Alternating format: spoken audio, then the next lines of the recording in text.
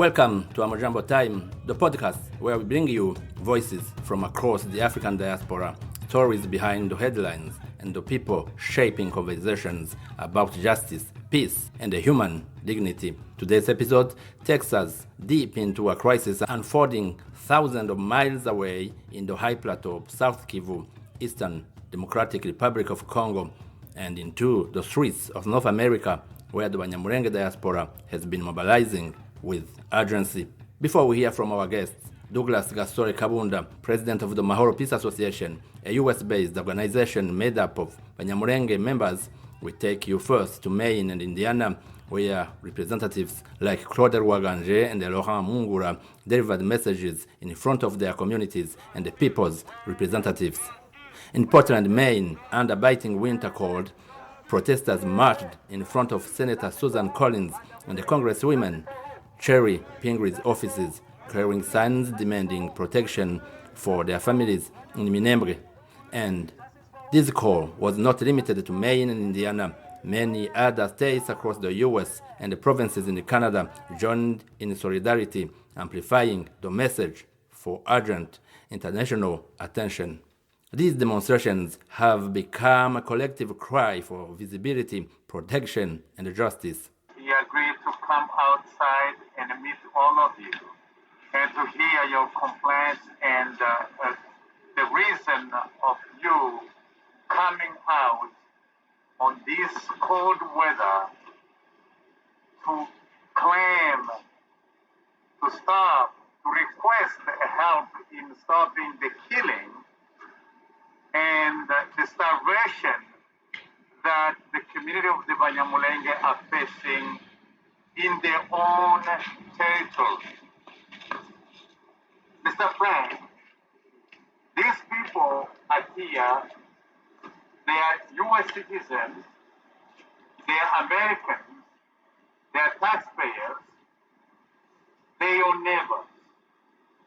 We appreciate that every time, it doesn't have to be a normal situation, that every year or every other 2 years that we come to your office to say the same thing. It's really, we are so tired. We haven't left the country because of many killings. That's the reason why all of us, or some of us, are here. So, it has been more than 7 years since the Banyamulenge in their own country have been brutally facing the killing, the burning of the houses, looting the resources. The most recent situation we are facing is the addition of the Burundian government that has sent many troops that are coming to starve innocent people. They cannot this time even go to a public market. They cannot get any drink, they cannot get any sugar, they cannot get any food. And again, we are talking about making people starve. All we are asking is, can you let the civilian innocent alone, please? We know that Senator Susan Collins' office has intervened many times. We are asking again that please, we saw the president of Congo and the President Kagame from Rwanda signing the treaty, but that does not stop, peace in Washington, D.C. But it did not stop what's going on in Southern Kivu. We are asking, please, if the office of the senator can do as they have done in the past to help us. We cannot sleep at home when we know that our mothers, our fathers, our siblings, our relatives continue to be killed. So please pass this message. It's a 16-degree right now, but we are outside. That shows why we are here, why we care, and we need to stop the killing of the Banyamulenge. The Banyamulenge are human beings. They need rights like every citizen. We are here claiming as your constituents, and we need your help. Thank you very much. I speak today on behalf of the Congolese Banyamulenge, who are also proud Hoosiers living here in Indiana. We come to share an urgent and solemn message about the crisis unfolding in our home country in the high and middle plateau of South Kivu, in Eastern Democratic Republic of Congo. We are deeply grateful to the United States, a country that has given us safety, opportunity, and a place to call home. Yet, as we live in peace here, we cannot remain silent while our families and our communities are subjected to violence, destruction, and unimaginable suffering in the DRC. Yesterday, the world witnessed the signing of a peace deal in Washington, D.C. between Rwanda and the DRC, a moment that gave hope to many. We are grateful to President Donald Trump for supporting this effort. But while leaders celebrated in distant halls, the people of Minembwe continue to suffer.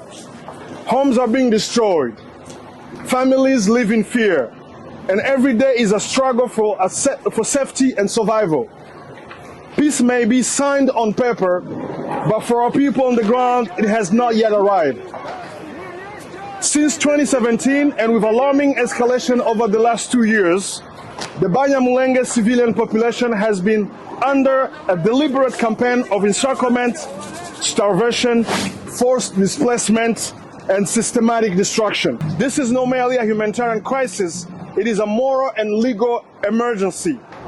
These actions are war crimes, crimes against humanity, and may constitute acts of genocide. We cannot wait.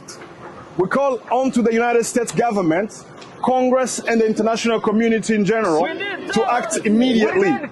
First, to lift the siege and humanitarian blockade in Minembwe and surrounding areas. Two, to withdraw all Burundian forces operating outside a transparent, internationally mandated framework. Three, deploy an independent international monitoring mission with full access to protect civilians and document violations. Four, conduct an independent international investigation into allegations of war crimes, crimes against humanity, and genocide. Five, impose targeted sanctions on military officers involved and suspend cooperation with units implicated in attacks. Every second the world waits, more lives are lost and more families are torn. The Banyamulenge people need justice and protection. Now, not tomorrow. Now, to understand the heart of this crisis and why the diaspora is calling for U.S. intervention, we turn to someone who has been documenting the situation closely. Stay with us for an exclusive conversation with Douglas Gasore Kabunda, who explains why the Banyamulenge community believes it is facing a deliberate siege, why they are singling out the role of Burundian forces, and what they want the world, especially the United States, to do next. This is Amjambo Time. I'm Roger Urikaneza. Let's begin. Thank you very much. As you know, Mahoro Peace Association is a non-profit organization that has as one of the mission is to do advocacy, to advocate for the people who are being persecuted around the world. In this time, in this case, we're talking about the Banyamulenge who are currently being persecuted in the eastern part of DRC. You may have known that the war in Eastern DRC or in DRC in general has been taking place since 2017. We have documented these wars. We have written to different organizations and advocate for peace. And it is for this reason that we decided to organize this peaceful protest to emphasize and to ensure that our voices are heard at a higher level, and these are peaceful manifestations or peaceful march that we're doing in support of people who are currently being persecuted in the eastern part of DRC and who are currently being killed, starved, and put in ghettos by the two governments. Our own government, the DRC government, led by President Tshisekedi, and which has now been supported by our neighboring country, Burundi, government, which is led by President Ndayishimiye. It is to this effect that we decided to start doing a week or 2 weeks march, peaceful protests to ensure that our voices are heard. Now, what specific abuses or incidents led your organization to believe that public demonstrations were really, really necessary? Thank you very much. Specific incident, we do have many incidents that we can go into details of, but the specific that has pushed us to start this movement of protest are related to the fact that a month and a half ago, there was a new and grave danger of suffocating the Banyamulenge communities in eastern DRC. We've seen programs created by the Burundian government in coalition with the Congolese government, where they decided to put the Banyamulenge villages under siege or under blockade. They've blockaded all the villages where the Banyamulenge live and cut off all supplies. It has been over 2 months so far that no member of Banyamulenge community is allowed to move from one area to go and seek supply into another area. And they've created this siege or this military blockade in order to suffocate or to inflict heavy punishment to the Banyamulenge community, which can and has led to many deaths and devastation in the Banyamulenge villages. And those incidents in particular have pushed us to say enough is enough. We need to go on the street to protest and to tell the world of what's currently happening in Minembwe. Minembwe is a very remote area. There is no access. It's in high up in the mountain. We don't have journalists. There's no journalists that can go there. There is no humanitarian agencies that can go there. It's a very remote area. So for them to do that, we needed to make sure that that situation is well known outside of Minembwe to the world. And that is the reason why we're organizing this. What evidence does the association have regarding human rights violations committed by Burundian forces in South Kivu? The evidences are very clear and have been demonstrated throughout. We have the OCHA report, which is a UN humanitarian agency report that reported exactly this atrocities and these facts that we're talking about. We have the Burundian army spokesperson Gaspar, who confirmed this in an interview with the BBC Amjambo. And we have photo evidences, we have witnesses who call us every day. Those evidences are available for anyone to verify, and we're willing to provide that.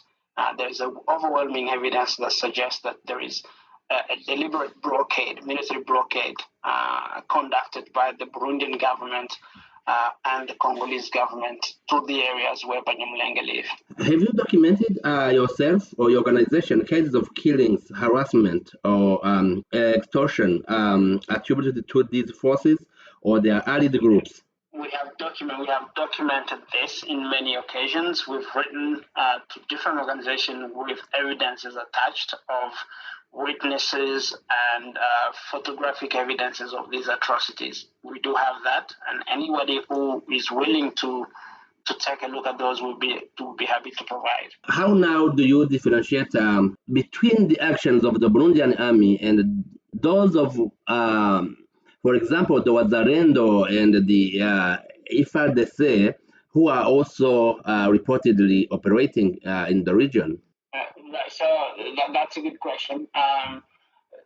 The positions where the Burundians are is very well is clear. It's very clear and defined, and people can attest to that. Witnesses can attest to that, saying that's a Burundian position and that's a Wazalendo position. As far as the operation and how it goes, whenever they go into operation, it's something that we do not control. But in reality, they all work in synergy. They all work together. They're part of a coalition. The reason why we're calling out Burundi in specific is because Burundi is a foreign country. They do not have the mandate to come and kill Banyamulenge. We're calling Burundi directly because it is a foreign country that's not supposed to come into our land and start killing Banyamulenge or putting pressure or putting a blockade on the Banyamulenge community. We know that they work in synergy. They work together with the FRDC, with the Wazalendo, and the FDLR. That's a coalition that's well known, that is currently working in the areas of Minembwe and Indondo, the area of high plateau of Minembwe. Gasore, what are the main demands the organization is putting forward to the Burundian government or President himself, Evariste Ndayishimiye? So the main demand that we are currently asking for the Burundian and the DRC are these. Let me give you. So we are demanding the Burundian to lift this blockade. They need to lift this blockade and ensure that the Banyamulenge communities have free access to humanitarian access. That's the first demand. The second demand, we demand that the Burundian army withdraw from areas that do not belong to the Burundian territory. They should withdraw and go back to their country, or if they have a contract or an agreement with the Congolese government, they should apply in different areas, leave the Banyamulenge areas alone, so that the Banyamulenge can live peacefully, just like they demand. Also, we are demanding the international community to follow up on these atrocities and do an investigation. There needs to be an independent investigation of these war crimes that is currently being perpetrated by the DRC and the Burundian government in areas of Congo, South Kivu. So those are the demands that we're currently asking so that we can hopefully get peace in our area. So are you calling for a complete withdrawal of Burundian forces or for independent investigations into alleged abuses? Yes, we are calling for independent investigation for these abuses, and we're calling for justice for the victims of these atrocities. We are calling for the Burundi to withdraw from our area, a complete withdrawal from our area, because we do not see a reason for Burundi to be in an area where there are no fighters. If they want to go and fight, they should look for ways to go and fight. But we're calling for Burundi to withdraw the Burundian army into the South Kivu area where the Banyamulenge live. Gasore, talking about these protests, who participated into these protests? Local communities, diaspora groups, or affected families, and what lessons did you get from it? Yes, the participants of these protests and demonstrations are people that are communities across the board. We have people who are sympathizers of our causes, who believe in a dignity and the human right, and who do not want to see any human right violation.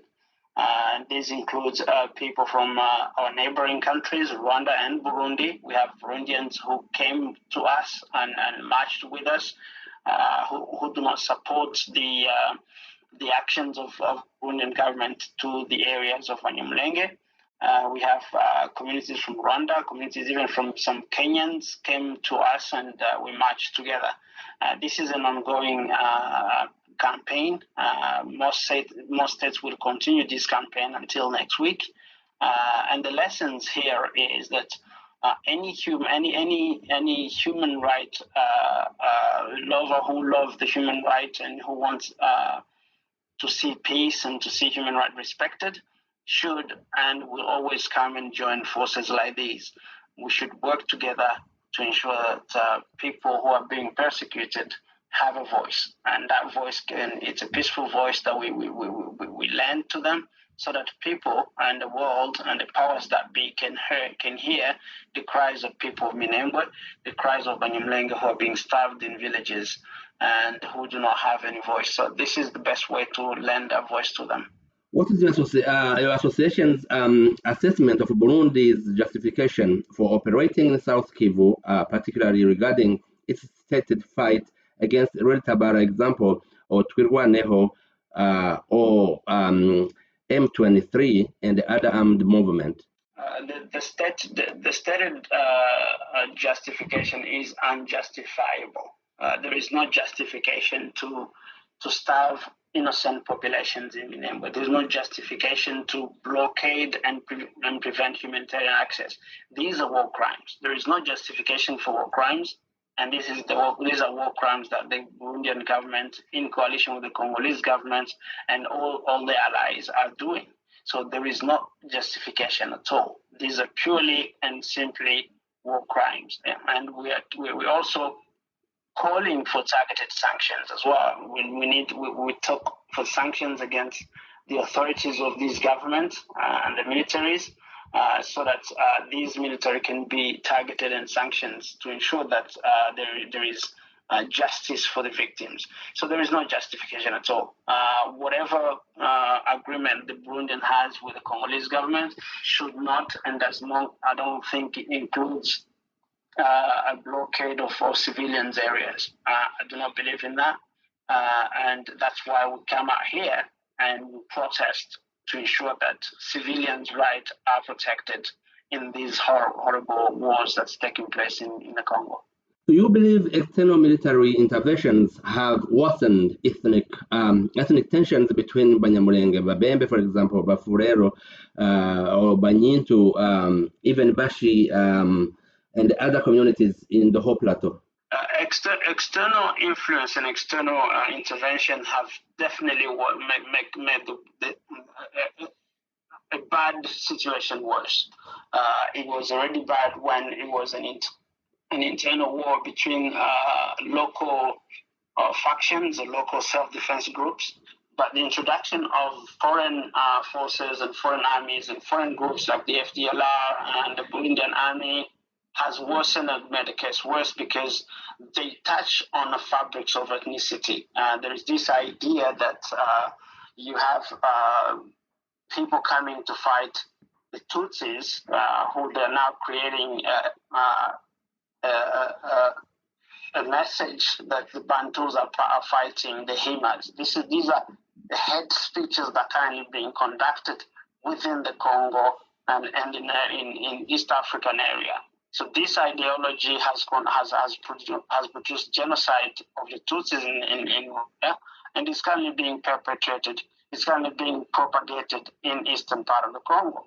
So it's an ideology that's being planted into the local population of the eastern Congo, and if it's not stopped, we are likely to see another genocide, just like we've seen in Rwanda.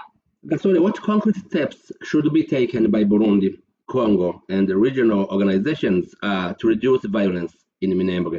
First of all, there should be a complete withdrawal of the Burundian army in those areas. They should open humanitarian corridors, allowing population to move freely from location to location, and ensure that the Eastern African community has a strong policies against hate speech. Hate speech is one of the worst propaganda tools that's used to create chaos and create wars. I think the Eastern African or regional leaders of that area should really concentrate on finding ways to stop this hate speech that's currently being propagated in area in eastern part of in East Africa. Once these policies and measures are taken, people who are creating this chaos and propagating hate speeches should be held accountable. And by seeing that, we're probably going to see some reduction in this. But they need to be a strong mandate, a strong policies to stop these hate speech and to ensure that there is accountability, there is punishment for people who commit war. And those are the processes that East African communities should really concentrate on and ensure that purpose of their role, of their leadership is to bring peace and stability in East African region. How does Mahoro Peace Association envision long-term peace building in the whole plateau, especially for displaced communities? Yes, it's part of the programs. Unfortunately, because of the ongoing war, we've not been able to do as much peace building programs. But we have that in our program to ensure that once there is the war has stopped, we plan on doing a lot of workshops of peace building workshops where we bring up different communities and have peace builders or peace ambassador come and talk to different communities. That is part of the Mahoro Peace Association program that will be implemented once the war has stopped. Because after the war, one of the big role that Mahoro Peace Association can play is to provide places for people to do reconciliation, provide platform for people to talk and engage in meaningful communication where there's a dialogue between different factions of group and tribes. That is a program that we are looking for to implement once the war is stopped, because it is one of the mandates of Mahoro Peace Association. So we're looking forward to that once the guns are stopped and people are willing to sit down. We'll be sponsoring a number of programs to ensure that people can talk and ensure that there is some kind of reconciliation amongst the people. Let's assume you meet with President Tshisekedi and Ndayishimiye. What would be your message to them? My message will be peace. My message will be an advice to them to provide peace to the area, to provide stability to the eastern part of the Congo, to provide development for the people, to stop the war. These wars are useless. These are war of men. These are war that's created by men and can be stopped by men. The legacy of good presidents and good statesmen is when they provide peace. We've seen that in Mandela. We've seen that in different leaders. And my message to them will be to look at those leaders that provided peace as a role model and stop these killings that they're doing in Congo, and sit down and talk peacefully. And if they cannot do it, I think they should leave power, give it to people who are willing to work with the people, provide peace and provide prosperity to the people. That will be the message for as a leader of Mahoro Peace Association will be. We need peace in those areas. They need to do whatever they need to provide peace. Otherwise, they should pack their bag and give it to people who are willing to implement lasting peace in those areas. Douglas Gasore Kabunda, thank you for talking with Amjambo Africa. I do thank you as well for your time and for the advocacy that you continue to do as well. Thank you very much. You're welcome. Before we close, we want to leave you with the statement made by the spokesperson of the Burundian Army, Brigadier General Gaspard Baratuza, in a recent interview with the BBC. Banyamulenge civilians, he said, were being restricted from moving between villages because they were going to buy food for the enemy. That statement continues to reverberate across the diaspora and the region, raising urgent questions about the treatment of civilians and the obligations of all armed forces under international law.